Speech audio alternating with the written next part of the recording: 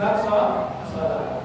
Kalau bingung nih tadi bahas masalah bacaan dan juga gerakan sholat. Tetapi saya izin ibu-ibu, nanti saya akan membacakan salah satu permasalahan. Nanti saya minta tolong deh, nanti yang menjawab. Siap Bu?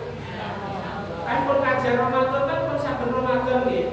Kita bahas sholat terus nih. Oh betul. Oke, kita nanti kita bahas sholat.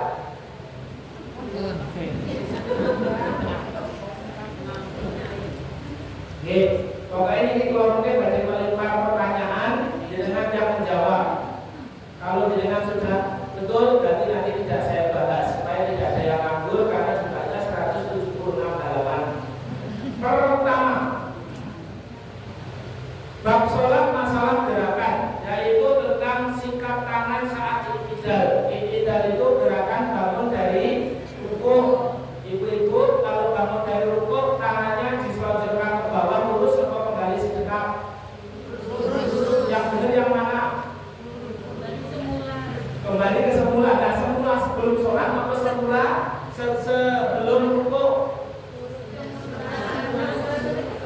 Ada satu hadis yang kemudian dijelaskan yang betul Bu, ketika i'tidal.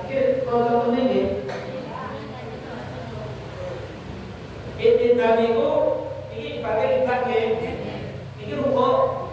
Sami'allahu liman hamidah, kembali begini apa sami'allahu liman hamidah kembali sebentar. Hadisnya sama Bu, hadisnya itu adalah kembali ke posisi semula. Perbedaannya bukan pada hadisnya, tapi pada ulama yang menafsirkan. Satu ulama menafsirkan kembali semula itu semula sebelum sholat. Yang satu menafsirkan kembali semula itu sebelum rukuk. Ada satu hadis lagi yang dijelaskan. Ternyata yang menguatkan pilihan kita, yaitu dikatakan di dalam hadis riwayat ini saya dikas itu. Nah, hadis riwayat Bukhari dan Muslim yang menjelaskan bahwa itu langsung kawan bahwa menurut Muhammadiyah pada hadis yang kedua dari riwayat Bukhari Muslim, di dalamnya hanya dijelaskan adanya i'tidal, yaitu bangkit dari rukuk, mengangkat tulang punggung sambil membaca sami'allahu liman hamidah, dan kemudian berdiri tegak. Apabila sudah berdiri tegak, maka hendaklah membaca Rabbana walakal hamdu. Pada hadis yang dikutip terakhir, maka ada ungkapan dari ulama. Jadi sudah maksudnya bukan hadis tapi dari ulama terdahulu, dari para sahabat yang mengatakan wa idza rafa'a ra'sahu istawa hatta ya'uda kullu faqarin makanahu.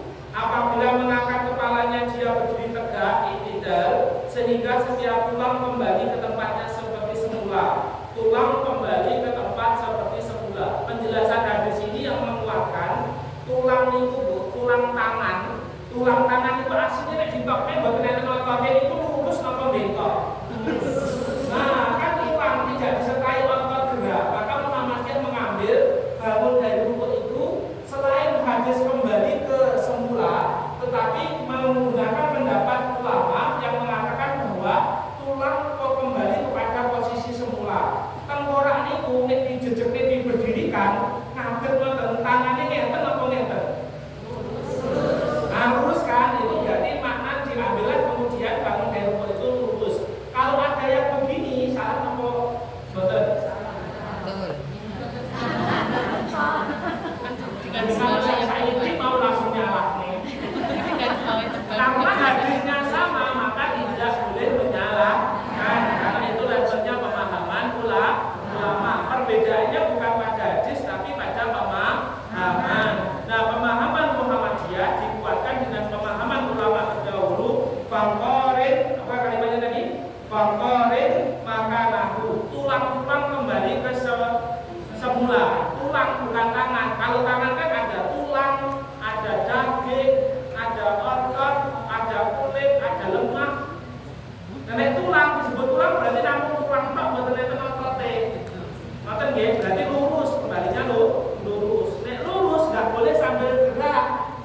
Masa tulang enggak ada otot gerak-gerak.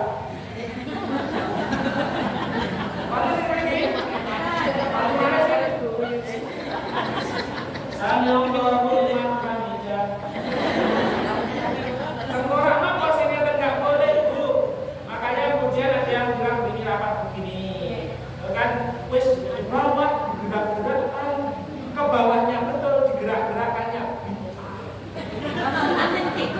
Tambahan tadi Bu, mungkin betul digerak-gerakan pun.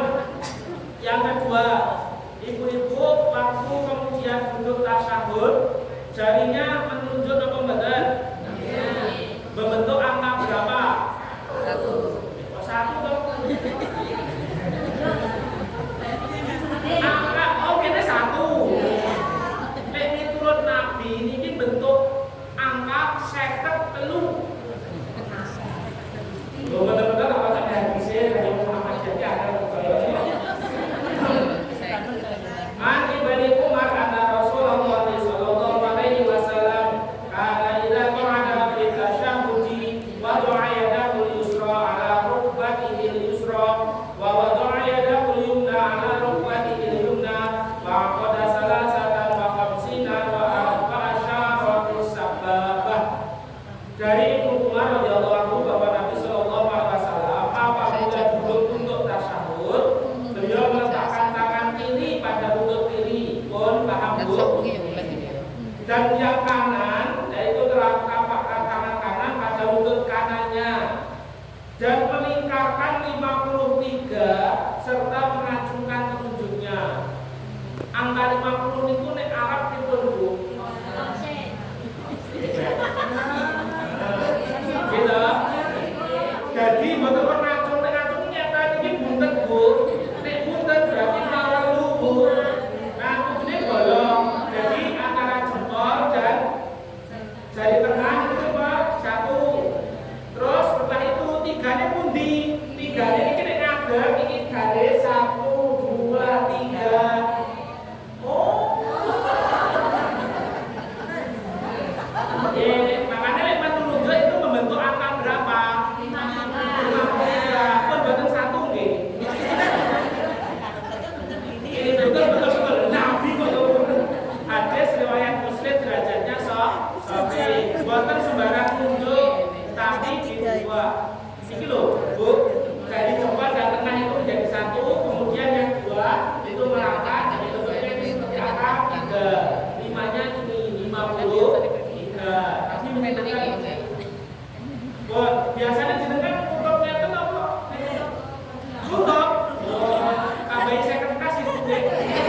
Dan saya tutup kan berarti 03. Jadi 53 berarti narik dari 5. Betul ya? Terus yang kedua, melihat ada orang yang mengacungkan tetap golong itu menunjukkan jenengan apa tetangga? Jenengan seorang dokter itu tetangga.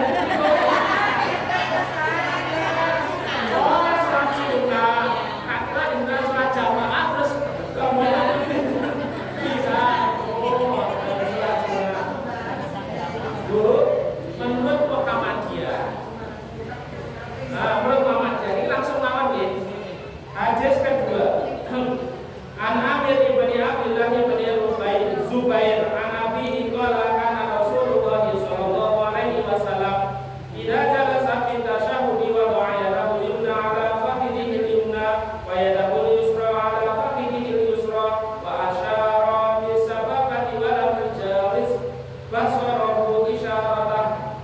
Hadisnya dari Imam Ahmad, Muslim dan An-Nasai. Tapi bukan dari Ibnu Umar, tapi darinya Ibnu Zubair. Berarti Nabi itu pernah sholat dilihat oleh Ibnu Umar, dilihat juga oleh Ibnu Zubair. Ibnu Umar cuma menjelaskan tentang 50, angkatannya cuma sampai 53. Tapi Ibnu Zubair menjelaskan dari ayahnya dia berkata Rasulullah SAW pernah apabila duduk tasyahud meletakkan tangan kanan pada pahanya yang kanan dan tangan kiri pada pahanya yang kiri dan mengacungkan telunjuknya dan pada pandangannya yang tidak melampaui isyarat tertentu. Bu, yang napa niku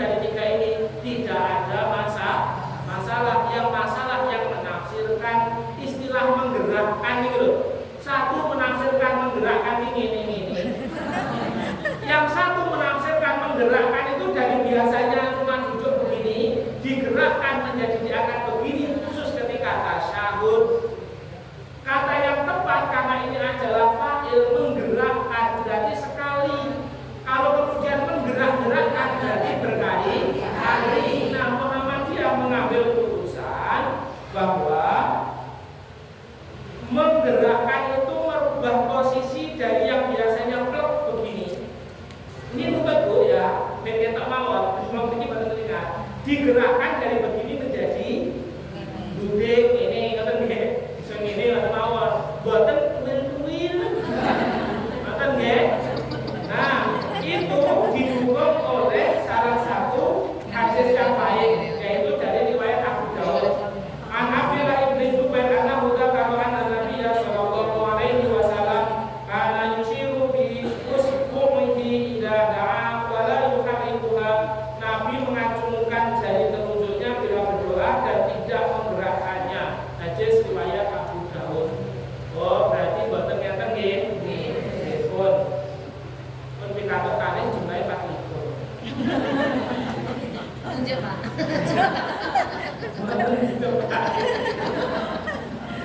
Nomor 3 nggih menika niku wis dicampur.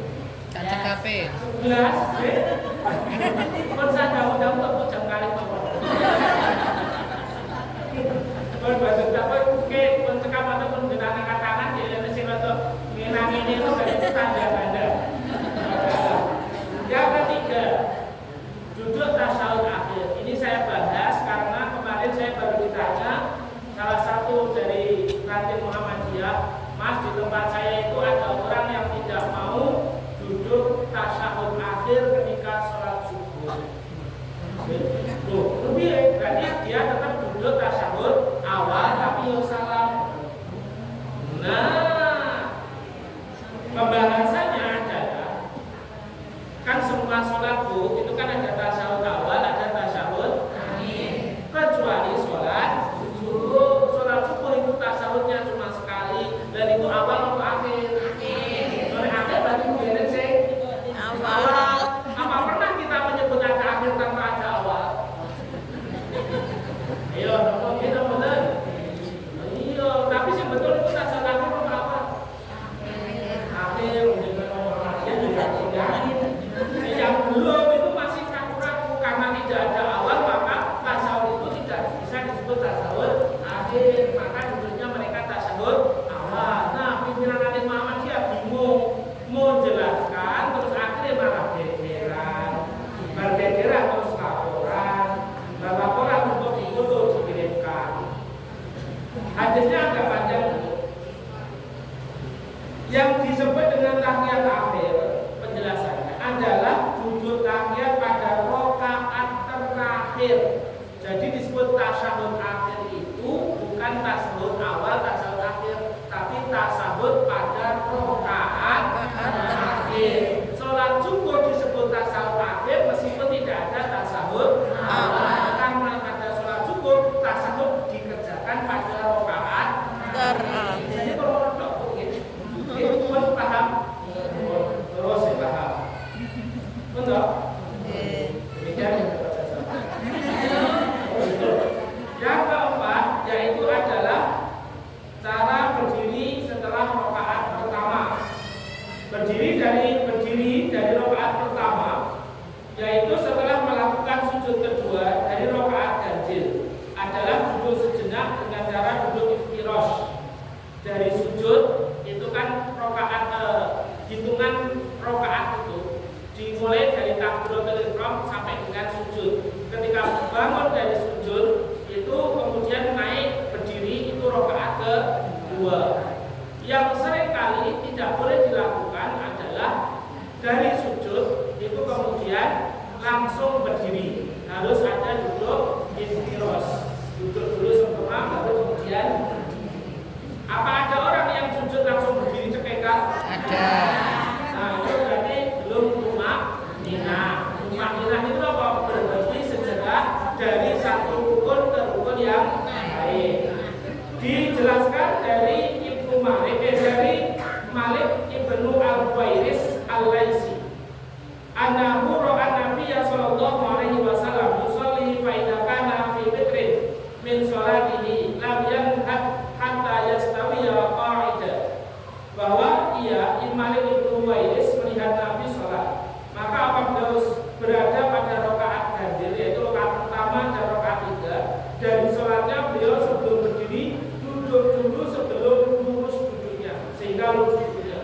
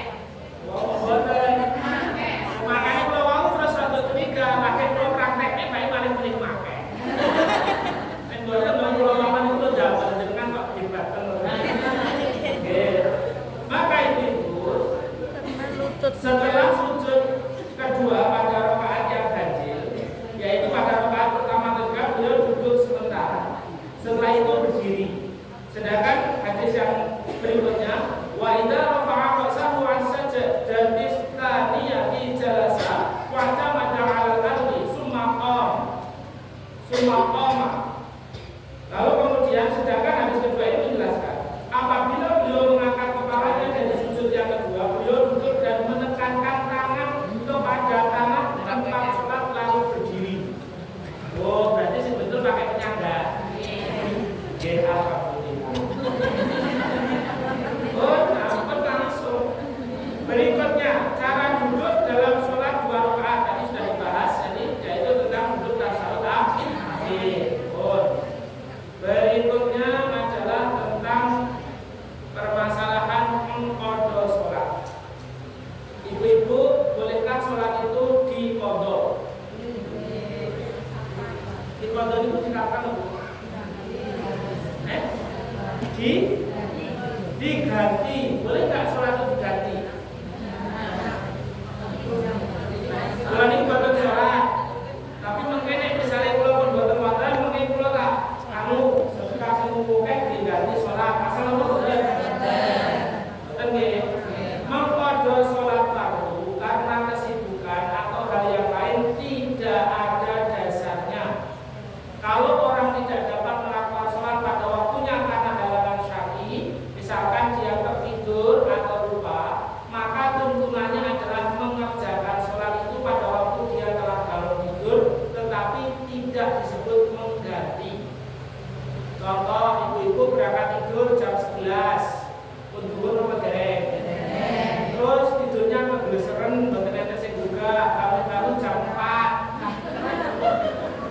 Yang dikerjakan saat bangun jam 4 apa, Bu? Sholat duhur apa asar? Sholat duhur terus sholat asar. Nah, berarti sholat duhur dikerjakan jam 4 sore. Tidak dikerjakan jam 4 sore, tapi dikerjakan setelah bangun tidur. Syaratnya apa? Syaratnya dia memang tidurnya geleser itu orang ngilir belas. Misalkan dia ngilir jam 1 ngilir jam 2 ini setengah jam pasnya hiburan jam 4 dulu. Terus bablas kaki-kaki jam 4 diganti dikerjakan jam 4 juga sudah tidak boleh, tidak sah. Ngerti Ibu deh? Berarti tapi namanya bukan mengqadha karena kesibukan. Yang boleh berdasarkan hadis Nabi, Allah mengangkat pena dari 4 orang. Siapa yang diangkat pena? Maksud diangkat pena para ulama sepakat adalah tidak dicatat kebaikan atau keburukannya. Pertama, anak kecil sampai dia balik. Anak kecil itu kalau niso, dosa apa betul? Dengan niso. Itu bedanya anak kecil dan orang dewasa. Anak kecil itu kalau berbuat buruk tidak dihitung. Berbuat yang baik juga tidak dicatat sebagai pahala atas dirinya. Pahalanya atas belajar. Ibu-ibu di masjid Muslim dengan ada anak kecil itu sholat. Rame apa betul? Mereka sholat apa belajar sholat? Nah, belajar sholat berarti serame masalah apa betul? Yang masalah adalah ketika ada orang tua melihat anak kecil belajar sholat, belajarnya belum juga, terus orang dewasa bilang rame. Nah itu berarti yang salah orang tuanya atau anak kecilnya? Karena saya tanya, sholat dengan anak kecil sama sholat sendiri lebih khusyuk mana? Sholat sendiri tidak anak kecil memang lebih khusyuk, pahalanya kira-kira bisa 100% khusyuk. Boten, pinten persen pun. Yang ini dengan kawal. Paling-paling 90% pun pola B. Tapi nek jenengan ngajak lari alit iku teng masjid sholat, berarti jenengan selain sholat Bu niku karo latih anak ngajari sholat, jenengan jadi gurunya anak untuk sholat. Ngajari anak sholat ini pahalanya besar toh. Makanya misalkan sholatnya dengan anak kecil gak khusyuk, terus ini sholat dewe 90% khusyuk, nek sholat karo bocah cilik kok karek 3% khusyuk, pahalanya oke sendiri masih toh. Karena jenengan bawa anak kecil, jenengan ngajari anak kecil sholat, jenengan dapat pahala ngajari sholat 100%. Berarti yang di total ngajari sholat kalau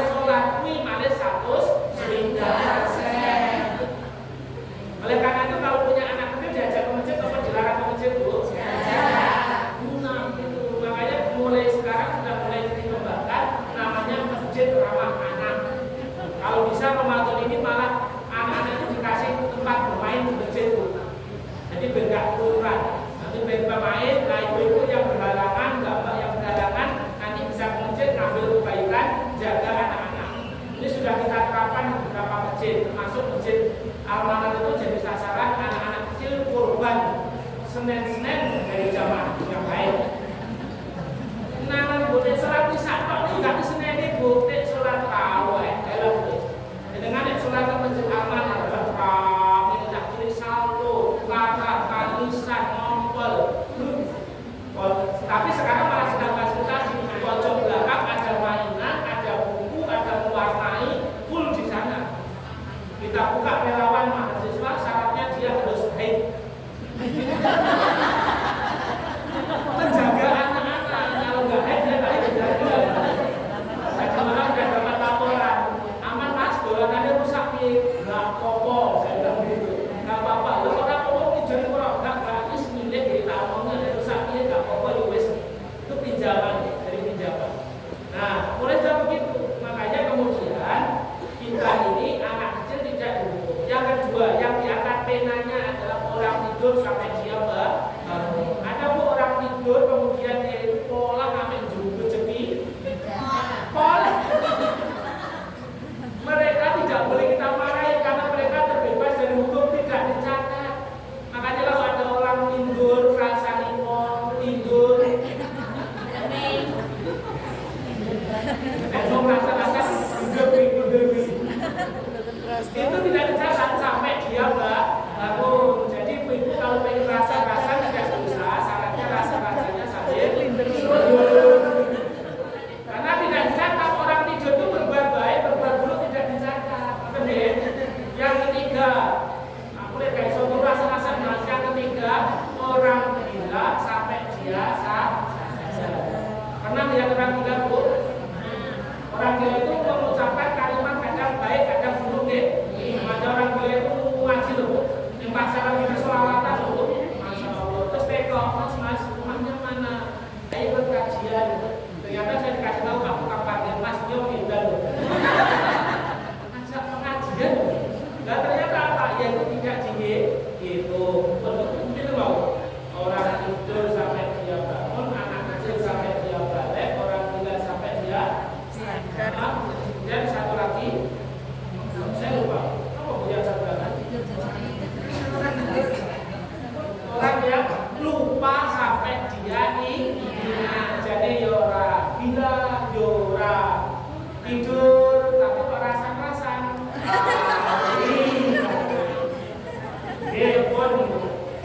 Orang lupa itu dia kegiatan begini saking enaknya, pulang tidur, pulang kemudian nanti masak, tiba-tiba aku balik kok perlu sholat zuhur, padahal di jam 5 sore, maka dia mengerjakan sholat zuhur. Tetapi itu tidak disebut sebagai qadha, tetapi mengerjakan ketika dia merasa sadar. Bunyi. Berikutnya, bolehkah menggantikan sholat orang lain? Kan yang di sholat zuhur, tidak yo. Yo tak mau. Boleh coba baca bu? Allah berfirman, Innani a'udzubillahi minasyaitonir rajim. Innani anallahu la ilaha illa ana fa'budni wa aqimish sholata li dzikri. Sesungguhnya aku adalah Allah, tidak ada Tuhan selain aku, maka sembahlah aku dan dirikanlah salat untuk mengenal aku. Quran surat Toha ayat 14.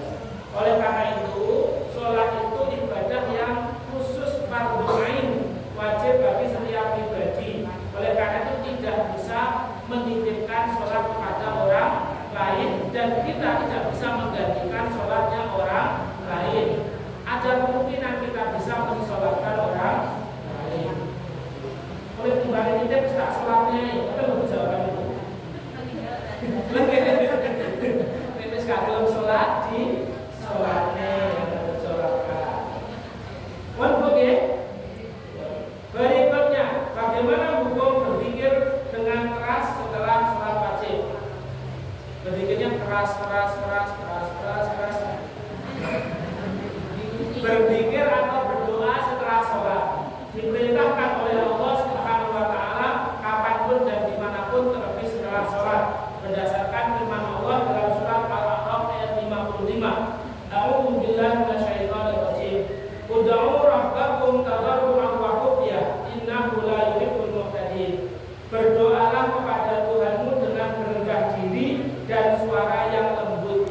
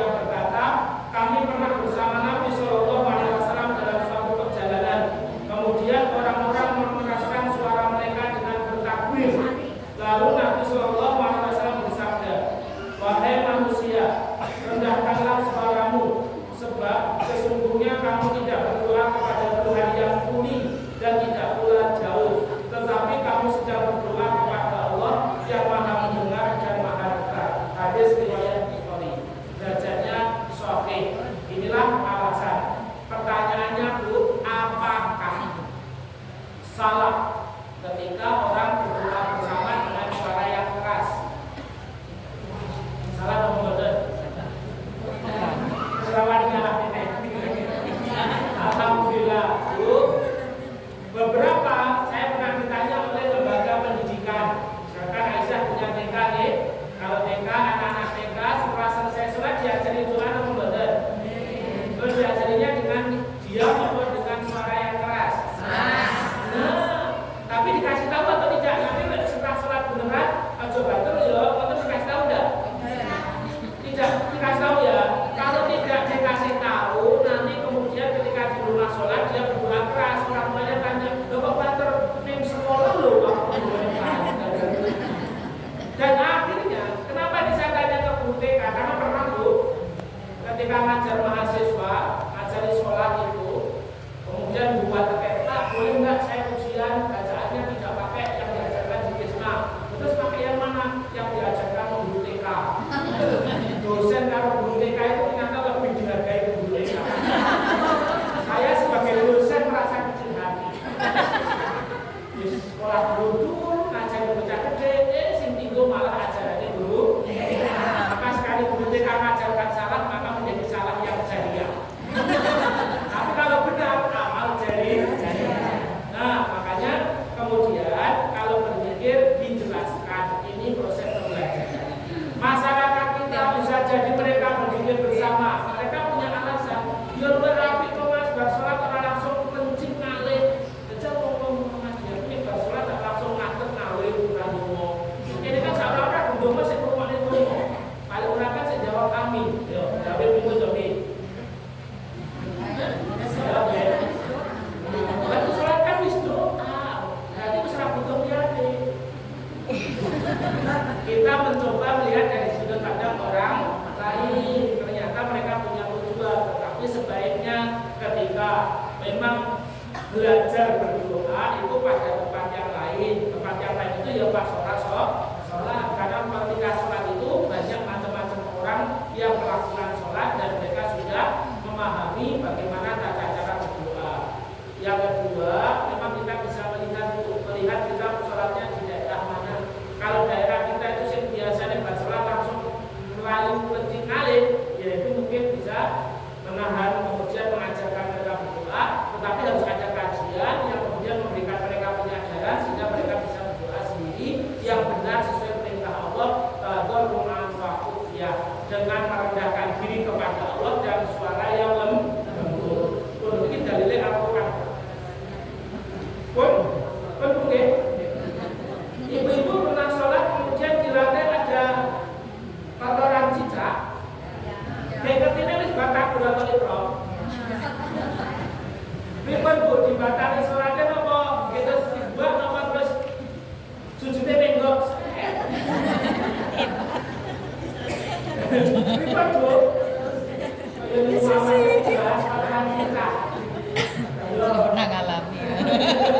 Pengalaman beliau dengan ini pengalaman terus baru ditanggung majelis membahas baru kemudian disidangkan jadinya begini. Sholat jika terdapat kotoran cicak dan kita itu tahunya sebelum atau sedalam sholat, jadi ada beberapa pendapat. Yang pertama, najisnya kotoran itu disebutkan dalam hadis dari Ibnu Mas'ud. Pada suatu ketika Nabi Shallallahu Alaihi Wasallam akan buang air besar, kemudian beliau memerintahkan saya untuk mengambilkan 3 buah batu, kemudian mendapati 2 buah batu dan mencari yang ketiga, akan tetapi tidak disebutkan. Kemudian saya mengambil kotoran, lalu saya berikan kepada beliau. Beliau mengambil 2 batu itu dan dibuang kotoran tersebut, lalu beliau bersabda, ini najis. Tahu nggak maksudnya Bu? Dengan nanti kertas kotoran otak. Kayak garing, itu ya atas kayak batu. Nah, Nabi mau beristinja dengan 3 buah batu. Golek nih sama dicarikan oleh 2 batu. Ketemu sing ketelu, ternyata kotoran yang sudah kering. Kotoran kering kan sudah tidak berbau loh. Nah, dia berpendapat ikiai dan ini waktu daripada kebeler kalau. Tapi oleh Nabi 2 batu diambil, meskipun sunahnya 3, tapi menggunakan hanya 2, yang kotoran dibuang dengan mengatakan dikatakan itu najis. Berarti kotoran hewan itu meskipun kering, tidak berbau, tidak berasa, itu tetap najis. Itu maksudnya.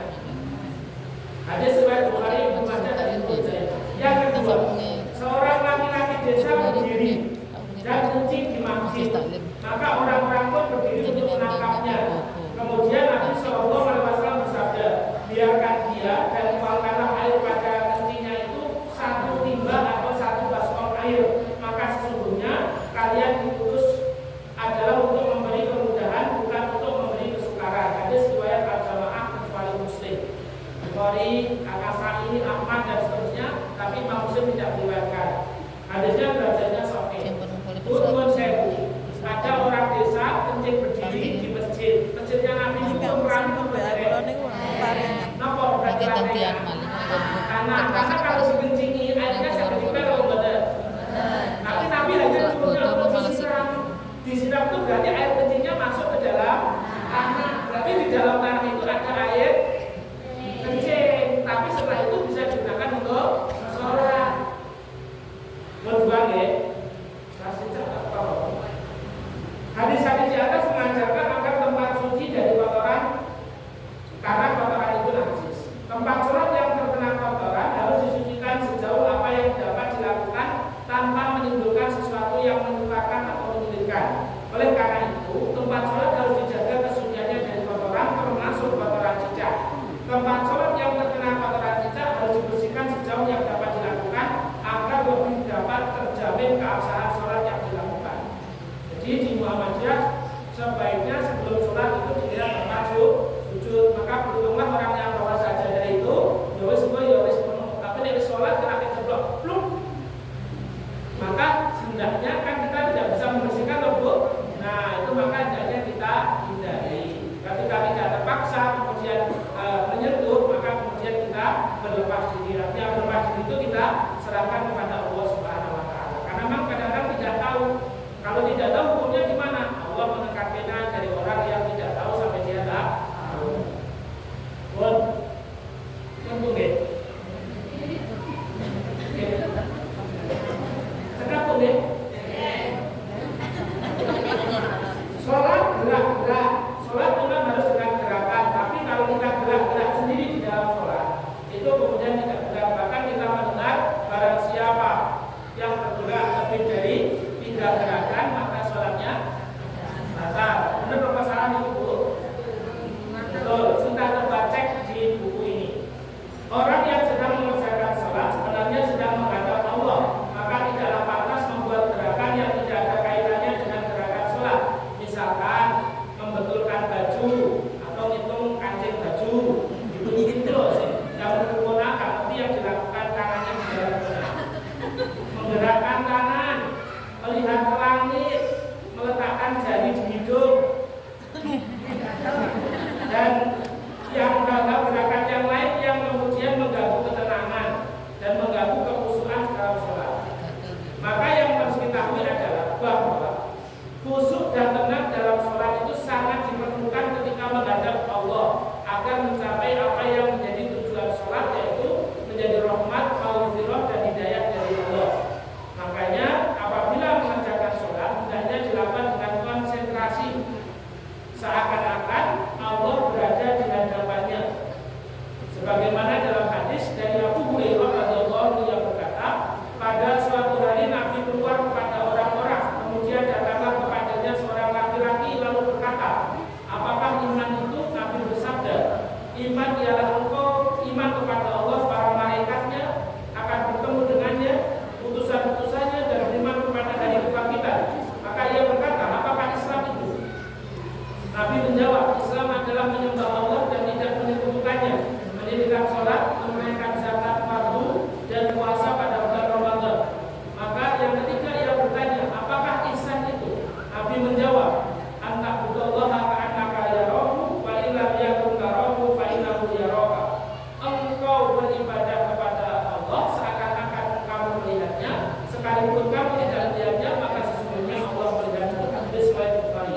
Oleh karena itu ibu-ibu, yang terpenting adalah dalam sholat itu tenang dan khusyuk. Adapun gerakan-gerakan dalam sholat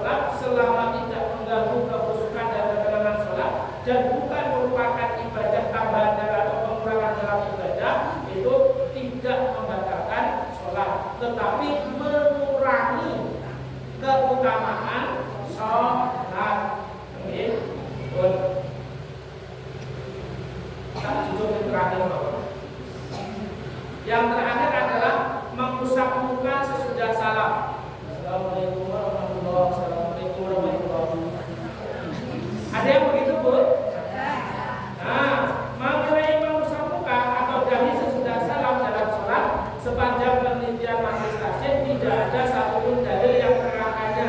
Oleh karena itu tidak perlu mengusap muka sesudah mengucapkan salam dalam sholat. Kecuali mungkin itu ingatan kalau itu sapi niatnya bukan mengusap muka tapi menghilangkan keringat, boleh. Tapi kalau mengkhususkan itu tidak boleh. Sama seperti ini loh, Bu. Baru sholat, baru doa, sebelum dia bangkit pergi, ada yang nambah satu sujud. Baru dia baru pergi. Itu sujud apa? Kan tidak ada tuntunannya. Bu, sampun deh. Sampun, alhamdulillah. Mau tentang sholat sendiri. Nanti ada sholat lagi tentang sholat permasalahan seputar sholat berjamaah. Kalau bukunya nggak buka, Bu, nanti bukunya hanya sekitar 544 halaman. Buku ini, Bu, diringkas oleh Majelis Tarjih dan Tarjih BDM Kota Malang. Diambil dari buku tanya jawab jilid 1 sampai jilid 8. Karena saat buku ini dibuat, itu jilid 9-nya belum terbit. Sekarang itu sudah terbit jilid 9, tanya jawab jilid 9. Nah, buku ini mudahnya apa? Bab sholat itu dijadikan satu bab, bab puasa dijadikan satu bab. Kalau kita melihat HPT itu memang sudah utuh, tapi kalau tanya jawab agama, bahas sholat itu ditanya jawab agama 1 eneng, tanya jawab agama 2 eneng, 3, 4 ada semuanya. Karena memang tidak disusun dalam satu waktu. Nah, karena buku ini disusun dalam satu waktu, permasalahan sholat misalkan itu semua dikumpulkan jadi satu pembahasan. Mudahnya begitu. Bahkan mohon maaf kemarin karena saya ngaji ini di mana itu di PDM Sawo itu kemudian sorianya itu kodarullah apa namanya untung pertama sorianya dividen pertamanya sorianya berdiri 2 tahun itu kemudian langsung masih belum saham, tapi kedua saham dividen itu mau diberikan ke ranting sama masjid pira-pira juga ada emas bisa usul ranting berapa dapatnya Mas, masjid itu dapatnya itu 1.000 Mas. 1.000, saya bingung apa ya nanti. Lalu ranting dapatnya berapa? Ranting dapatnya 100.000. Berapa jadi? Tapi usulnya bukan ranting. Itu wujudnya barang. Saya usul yang ranting belikan bendera Muhammadiyah, yang masjid belikan buku tentang ini. Apa pas buku ini? Saya sebutkan buku ini langsung telepon belikan untuk semua masjid musola Muhammadiyah. Kalau dukur kalau tempat situ mesti ada buku ini. Buku ini mesti ada. Dan itu diberikan oleh Surya Ahmadnya. Jadi DVD-nya diberikan buku di tahun kedua. Nah, Surya Ahmad tercapai saya tak usulkan belum mau. Kan karena DVD diberikan ke orangnya, bukan ke masjid musolanya. Nah, masjid musola kan tidak dapat. Di sana sebelum diberikan kepada pemegang saham, itu diberikan ke masjid musola. Itu indahnya kalau sudah kita berdoa. Nah, buku ini memang miliknya PDM Kota Malang, yang miliknya PDM Kota belum ada. Maka saya kira itu, Bu, dari saya alhamdulillah sudah 1 jam lebih 10 menit. Ini kira aku merupakan putusan-putusan yang kita sampaikan, apa-apa yang dibacakan tadi itu begitu. Maaf, tanya aja. Oke, monggo, oke, sakit Bu, oke, Assalamualaikum warahmatullahi wabarakatuh. Waalaikumsalam warahmatullahi wabarakatuh. Soal bacaan iftitah. Oke. Dipakai sholat wajib atau sholat sunat itu bisa dipakai. Oh, ada. Misalnya sholat malam, sholat duha, sholat sunat rawatib itu apa harus pakai sholat iftitah? Sholat iftitah. Bacaan iftitah. Bacaan sebagai bacaan ya, bacaan jangan. Karena beda ada sholat iftitah ada bacaan. Namun, Bu, jadi doa iftitah itu bagian dari sunnah dalam sholat. Meskipun bukan rukun, kalau rukun harus. Tapi kalau kemudian sunnah sholat berarti dikerjakan mendapat pahala, ditinggalkan tidak apa-apa. Maka kalau kita sholat, yang namanya sholat itu ya dari takbiratul ihram sampai salam, baik sholat fardu maupun sholat sunnah. Sehingga ketika sholat sunnah misalkan duha, maka di rakaat pertama sebelum Al-Fatihah yang membaca iftitah. Nanti kalau sholat tahajud yang membaca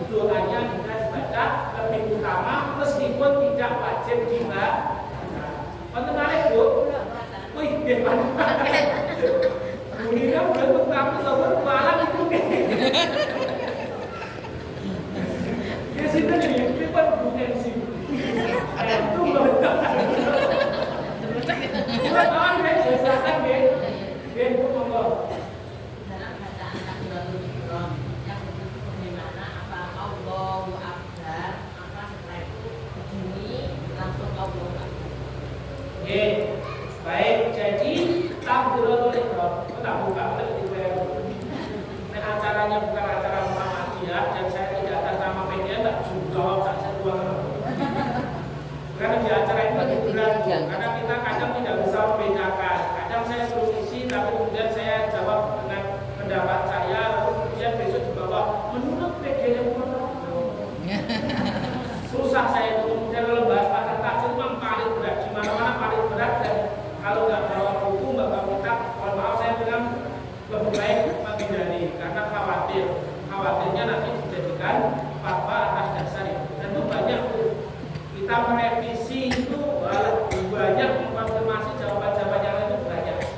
Sampai dengan kemarin itu masih satu itu ketemu, iya mas, iya itu ngomongin kita caranya agama. Bila itu bacanya awal dewi loh kan? Oke, pun membaca takbiratul ihram. Takbiratul ihram.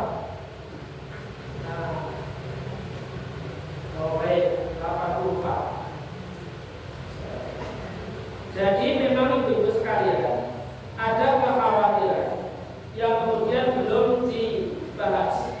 Yang pertama, ketika kita sholat sendiri, hendaknya takbiratul ihram itu antara bacaan dan juga gerakan itu selaras. Jadi dari sholat sendiri bu, ya Allahu Akbar, begini gitu oke.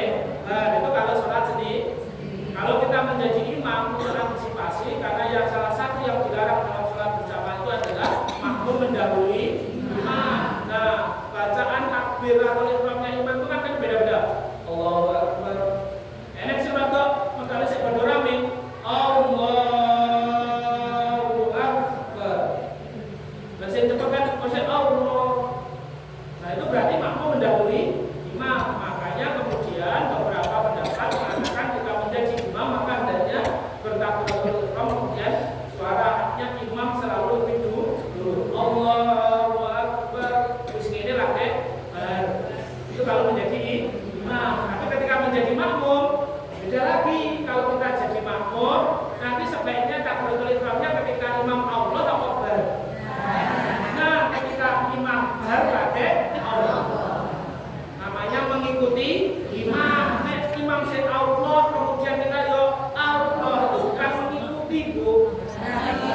Dibarengi, ngoten maksudnya ya. Maka imam makmum itu mengikuti imam. Ngoten beda. Jadi dibedakan sholat sendiri jadi imam atau menjadi makmum. Betul, betul. Teman-teman baca berapa? Untuk Sholat sunnah tidak memakai surat boleh. sholat sunnah tidak memakai surat, tidak membaca bagian dari ayat Al-Quran. Yang rakaat ketiga dan keempat itu baca ayat apa itu? Betul, kan boleh. Artinya begitu. Di dalam rukun sholat. Jadi sholat itu kan ada mulai dari syarat. Ada syarat itu ada syarat sah, ada syarat wajib.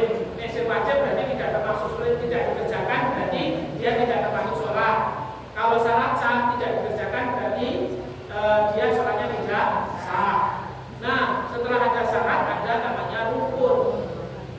Membaca ayat Al-Quran itu Sunnah. bukan bagian dari rukun atau kemudian hukumnya sunnah. Apalagi kalau jadi makmum. Jadi misalkan kita waduh sholat ini sholat apa nih? Sholat rawatib. Nah, misalkan pembelian belum tahu imamnya itu orang yang jam. Dari teman-teman tangkis naik komat atau turun, maka lagi terus optimis sekolah. Lebih imamnya kok muadzinnya kok komat. Nah, dia lagi rakaat kedua. Terus baca Al-Fatihah baru langsung rukuk sah boleh. Jadi ketika sholat itu kemudian menjadi sunnah membaca sebagian ayat atau surat dalam Al-Quran. Jadi tetap sah ketika tidak membaca ayat atau surat. Boleh yang penting Al-Fatihah. Yang nggak boleh itu ditinggalkan membaca surat Al-Fatihah. Pun nggih.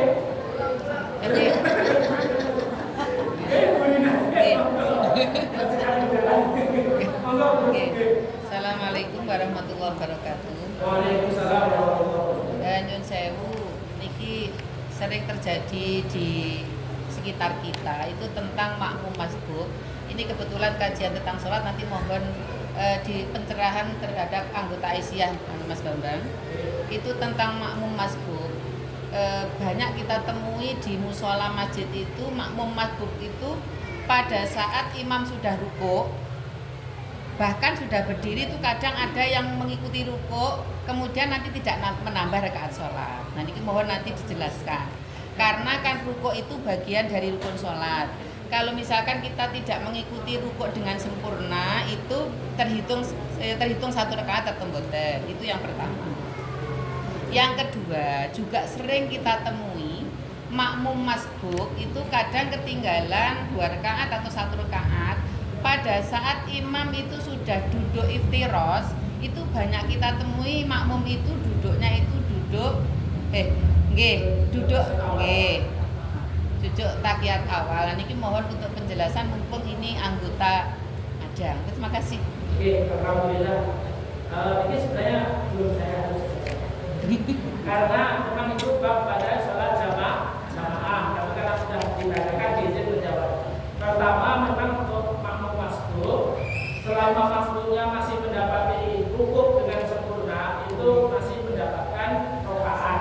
Tetapi ketika tidak mendapatkan rukuk dengan sempurna, maka ia tertinggal 1 rakaat. Maka bagaimana kemudian solusinya? Yang pertama, ibu-ibu kalau kita menambah sholat, pertama yang ingin saya sampaikan dulu, kalau kita itu masbuk, jangan nunggu imam berdiri mungkin, dan jangan buru-buru musuh untuk nyelip apa. Jadi ketika ada saatnya saja berdiri, kemudian kita menata hati kita, kemudian meluruskan niat kita, baru takbiratul ihram. Semuanya diawali dengan takbiratul ihram.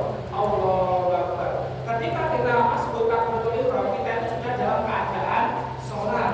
Apapun imam, setelah kita takbiratul ihram dengan sempurna, imamnya sujud, kita juga mengikuti sujud langsung, tidak pakai rukuk. Kita memang ketinggalan 1 rakaat, tapi kita masih mendapatkan pahala sujud, duduk di antara sujud itu.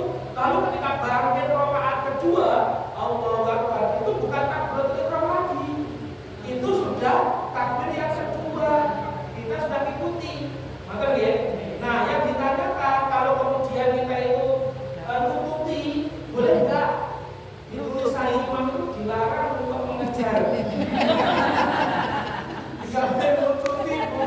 Jadi ya kalau kita di barat kalau nggih, Allahu Akbar, imamnya sudah rukuk, dan kemudian kita ya dengan biasa, kemudian takbir rukuk, Allahu Akbar. Saya pada rukuk, Bu. Nah, awalnya ada pada subhanallahumma. Ngono, imamnya sami Allahu liman hamidah. Padahal dia mau sampai dulu kira-kira doanya dipercepat. Apa yang itu sebenarnya ikut tidak. Ini dengan kudunya ya doa kita belum sempurna, maka kita ikut tidak mengikuti imam dan kita merelakan ketinggalan 1 rakaat. Tapi lah sebenarnya harus pada ini selalu doa kan soalnya cepat mas dan subhanallahumma rabbana bihamdika kan bisa dibaca subhanallah. Kan cepat bisa teman. Nah itu yang harus. Sholat itu bukan hanya ibadah fisik dan akal, tapi juga hati yang melibatkan rasa. Dari doa itu rasanya tinggi loh. Kan tidak dapat rasa. Jadi meskipun rukuk, tapi doanya belum sempurna. Tinggal juga bareng imam atau mengikuti imam, tapi kita belum sempurna, maka kita menunggak 1 rakaat. Itu yang pertama. Yang kedua, tidak boleh kemudian kita menyusul imam. Imamnya kemudian sudah sujud, kita Allahu Akbar, rukuk imamnya sujud. Apa mas paling bukan di suatu imam? Tidak boleh. Terus kemudian yang berikutnya adalah ketika kemudian yang pertama sabun bunyi berarti sabun. Yang kedua ketika kita terlambat masuk, misalkan sholat maghrib ketinggalan 1 rakaat, imam sudah rakaat ketiga, duduknya imam kan sholatnya kaki ini blosok. Nah kita sebagai makmum masbuk, kaki kita blosok apa enggak?